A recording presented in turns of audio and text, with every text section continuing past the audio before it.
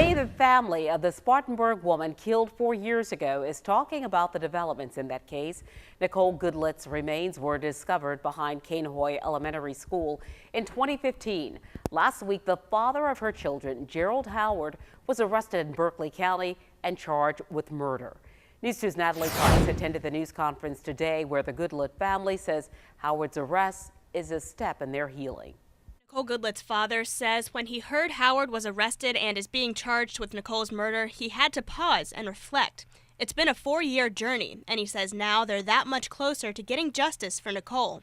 When Nicole introduced her boyfriend and father of her children, Howard, to her father, he says he presented himself very well and that he did not know of any strain in the relationship. Now he's raising Howard and Goodlet's twin daughters as well as Goodlet's 9-year-old son, left wishing he could have helped his daughter. You know, yesterday we visited out at the grave site and just things saying that, I wish I would have, would have been here in this area and I would see anything that would happen.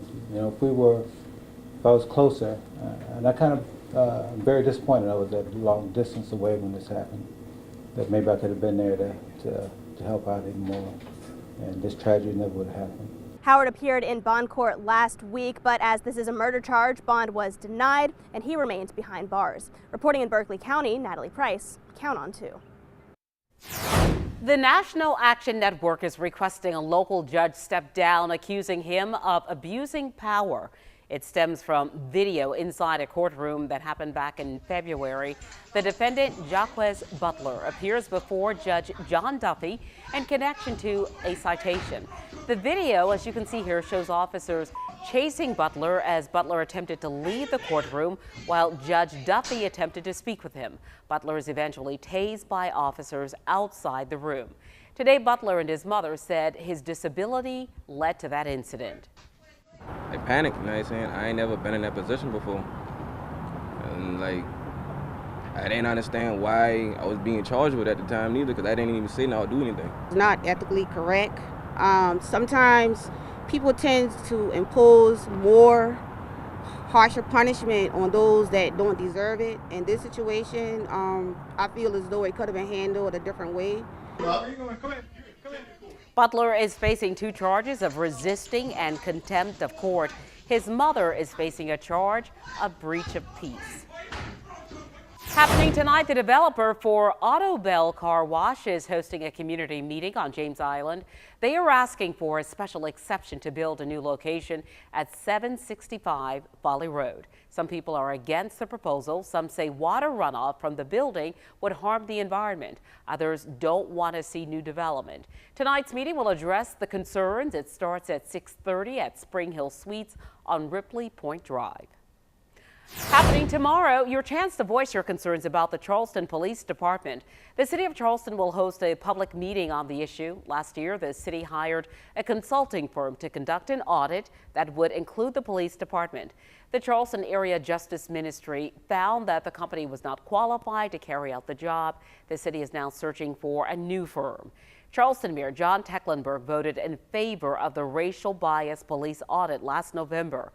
That meeting will happen at 10 a.m. on George Street.